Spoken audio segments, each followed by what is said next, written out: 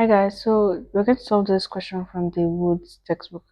So consider the images shown. The image on the right was obtained by multiplying the image on the left by -1 is by x plus 1. So when you multiply an image by this, what it does is that it moves the DC component to the center of the Fourier spectrum. So normally in the spatial domain, the DC component is often up here.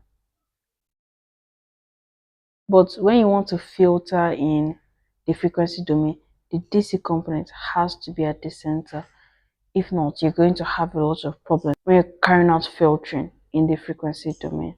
So multiplying by -1 is by x plus 1 centers the DC at the origin 0, 0. That is the center of the Fourier spectrum.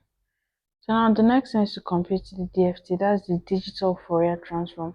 The digital Fourier transform is what takes the image from the spatial domain to the frequency domain. So now we are in the frequency domain. Take the complex conjugate of the transform. The complex conjugate of this transform is simply f e of v, then a small asterisk to denote that it's been conjugated. Next, we want to compute the inverse discrete Fourier transform. So this is, remember, it's been conjugated. We want to take it to back to the spatial domain using inverse discrete Fourier transform. Now, there's a conjugate property for this.